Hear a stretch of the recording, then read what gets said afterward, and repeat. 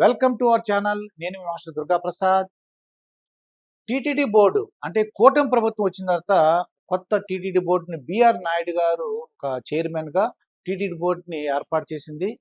ఈ బోర్డు ఒక సంవత్సరం అయిన సందర్భంగా బిఆర్ నాయుడు గారు టీటీడీ బోర్డు చైర్మన్ గారు టీటీడీ పాలక మండలి సభ్యులు బోర్డు సభ్యులు నర్సిరెడ్డి గారు, మహేందర్ రెడ్డి గారు, పనబాక లక్ష్మి గారు, అలాగే రంగశ్రీ గారితో సమక్షంలో ఒక ప్రెస్ మీట్ పెట్టారండి. ప్రెస్ మీట్ పెట్టి ఈ సంవత్సర కాలంలో ఏం చేశారు, ఏ విధంగా టీటీడీని మరి పవిత్రతని ఎలా కాపాడగలిగారు, ఏం కార్యక్రమాలు కొత్త కార్యక్రమాలు చేశారు అనేది బిఆర్ నాయుడు చైర్మన్ గారు వివరించడం జరిగిందండి. ఏం జరిగింది, ఇప్పుడు తిరుమలలో 25,000 అంటే 25,000 గదులు అంటే 25,000 మందికి వాళ్ళు వసతి ఇవ్వగలరు. అంతకంటే ఇంకెక్కువ చేసినట్టయితే ఒక జంగిల్ అయిపోతుంది, కాంక్రీట్ జంగిల్ అవుతుంది. అక్కడ అదొక అడవి, అదొక ఫారెస్ట్, అది ఏంటంటే ఒక కొండలు, ఆ పర్యావరణం దెబ్బతింటుందండి. అందుకు బిఆర్ నాయుడు గారి ఆధ్వర్యంలో ఆయన కొన్ని విషయాలు చెప్పారు. ఏంటంటే అసలు వైసీపీ ప్రభుత్వం ఉన్నప్పుడు ఏ విధంగా ఈ తిరుమల భ్రష్టు పట్టింది, రోజుకి 4,000 టికెట్లు బ్లాక్లో అమ్ముకున్నారని చెప్పేసి బిఆర్ నాయుడు గారు వివరించడం జరిగిందండి. ఈ 4,000 టికెట్లు కూడా ఆ బ్లాక్ టికెట్లు ఆపి ఇప్పుడు డైరెక్ట్గా ప్రజలకి అంటే ధర్మ దర్శనానికి కేటాయించారండి. అలాగే బోర్డు సభ్యులు కూడా వాళ్ళు కూడా ఈ దర్శనం తగ్గించుకున్నారటండి. తగ్గించుకుని సామాన్య భక్తులకి తొందరగా దర్శనం అయ్యేలాగా, అంటే సంతృప్తికరమైన దర్శనాలు అయ్యేలాగా బిఆర్ నాయుడు గారు ఆ పాలక మండలి సభ్యులు ఒక నిర్ణయం తీసుకున్నారన్నమాట. అయితే 25,000 గదులు ఉన్నాయి, కానీ ఎక్కువ మంది రోజుకు 1,00,000 మంది వస్తున్నారు. మరి ఎలా అంటే ఏంటంటే ఇక్కడ మాత్రం గదులు కట్టలేము, ఇది కాంక్రీట్ జంగిల్ చేయలేము. చంద్రబాబు నాయుడు గారు ముఖ్యమంత్రి గారు చెప్పారు, దీని యొక్క పవిత్రతను కాపాడండి, పర్యావరణం కాపాడండి, అందువలన ఆ కొండలు ఫారెస్ట్ ఉన్నాయి కాబట్టి అంతకన్నా ఎక్కువ వద్దని చెప్పి చంద్రబాబు నాయుడు గారు చెప్పారని చెప్పి బిఆర్ నాయుడు గారు వివరించారు. అయితే ఒక తిరుపతిలో ఒక 50 ఎకరాలు చూశారండి. ఈ 50 ఎకరాల్లో పెద్ద పెద్ద కాంప్లెక్స్లు కట్టి 25,000 మంది భక్తులకి అంటే వసతులు కల్పించే ఏర్పాట్లు చేస్తారండి. వీళ్ళకి మరి తిరుపతిలో వీళ్ళకి వసతి ఏర్పాటు చేస్తే మరి తిరుమల దర్శనం ఎలాగా?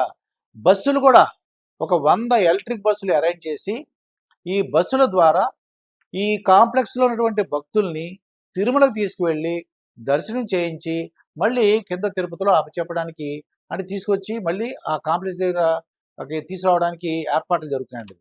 అంటే ఒక 25,000 గదులు అంటే తిరుమలలో ఉంటే ఇంకో 25,000 మంది గదులు ఇక్కడ తిరుపతిలో నిర్మించడానికి 50 ఎకరాల స్థలాన్ని కూడా వాళ్ళు చూశారు. అది మొదలు పెట్టబోతున్నారండి.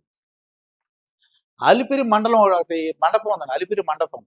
దాన్ని ఆర్కియలాజికల్ సర్వే ఆఫ్ ఇండియా వాళ్ళ సహాయంతో దాన్ని పునర్నిర్మిస్తున్నారండి. ఎప్పుడో కొన్ని సంవత్సరాల క్రితం నిర్మించింది అది, దాన్ని పునర్నిర్మిస్తున్నట్టుగా చెప్పారు. అలాగే భోజనాల్లో ఒక నాణ్యత పెంచారు. ఇదివరకు ఒక లేనిది కొత్త ఐటెం కూడా వడలాంటిది కూడా ఒక స్వీటు ఒక వడలాంటిది కూడా వేయటం జరుగుతుందని చెప్పారు. అది జరుగుతుంది. ఇక అక్కడున్న పర్యావరణం ఎంత ఉందంటే అండి, అక్కడ ఒక అటవీ ఆ ఏరియాలో 68% అంటే అది వృక్షం అంటే ఇది ఫారెస్ట్ ఏరియా, అంటే వృక్షాలు కానీ అంతా కూడా గ్రీనరీ 68% ఉంది. మిగతా 32% ఏంటంటే ఇది కాంక్రీట్ జంగిల్, బిల్డింగ్స్ ఇవన్నీ ఉన్నాయి. అటువంటిది బిఆర్ నాయుడు గారు ఏం చెప్పారంటే దీన్ని 68 నుంచి 80% గ్రీనరీగా మారుస్తున్నాము, దీనికి తగిన చర్యలు తీసుకున్నామని చెప్పేసి బిఆర్ నాయుడు గారు చెప్పారండి ఇది. అలాగే మీకు ఈ సభ్యులు కూడా వాళ్ళు ఎక్కువ ఇదివరకు వైసీపీ హయాంలో ఎక్కువ సభ్యులు ప్రతి ఎమ్మెల్యేలు ఎమ్మెల్సీలు ఒక 6గురిని అలౌ చేయమంటే ఇంకెక్కువ మందిని అలౌ చేశారట. వీళ్ళు సభ్యులు తామంతటి తామే వాలంటరీగా సభ్యులు అంటే ఆ దర్శనాల సంఖ్యను తగ్గించుకుని, అంటే వాళ్ళకి ఇచ్చే సంఖ్యను రోజుకి 50 ఉన్నాయనుకోండి, ఒక 6, 8, 9, 10 ఇవ్వడం జరుగుతుందండి. ఇటువంటిది అలాగే మరి దర్శనాలు తగ్గించుకుని సామాన్య భక్తులకి ఎక్కువ ప్రిఫరెన్స్ ఇవ్వడం జరుగుతుందండి. శ్రీవాణి ట్రస్ట్ ద్వారా అంటే శ్రీవాణి టికెట్లు అమ్ముతుంటారు. ఆ వచ్చిన కలెక్షన్తో 5,000 దేవాలయాలు మన ఇండియాలో డిఫరెంట్ స్టేట్స్లో ఆ స్టేట్ క్యాపిటల్స్లో కూడా శ్రీవారి ఆలయాలను నిర్మించడానికి ఒక నిర్ణయం తీసుకున్నారండి. అంటే 5,000 అంటే ఎంతమంది భక్తులు, అంటే పుణ్య కార్యక్రమం అనమాట. వెంకటేశ్వర స్వామి యొక్క గొప్పతనం గురించి ఇంకా దేశం మొత్తం తెలుసుకోవడానికి అవకాశం పెరుగుతుంది. 5,000 దేవాలయాలు నిర్మించడానికి ఒక నిర్ణయం తీసుకున్నారండి. అలాగే అక్కడ రేణిగుంట ఎయిర్‌పోర్ట్ ఉందండి.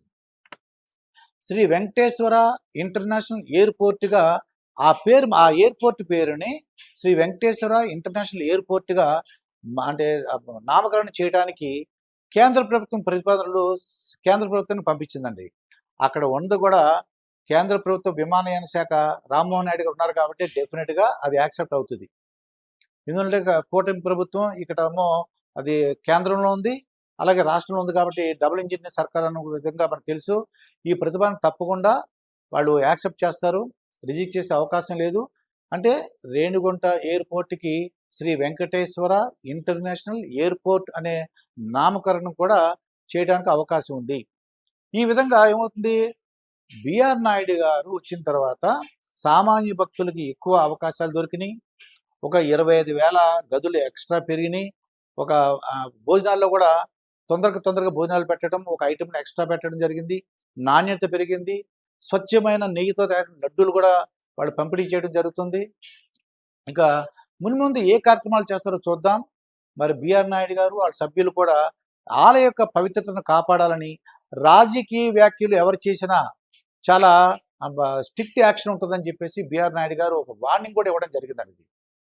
మరి ఆలయ పవిత్రత పెరుగుతుందని, ఎక్కువ మంది భక్తులకి దర్శనం సంతృప్తికరమైన దర్శనం జరుగుతుందని వాళ్ళు చాలా ఆనందపడతారని ఆశిస్తున్నాం. మరొక వీడియోతో మీ ముందుంటాను. మీ మాస్టర్ దుర్గాప్రసాద్.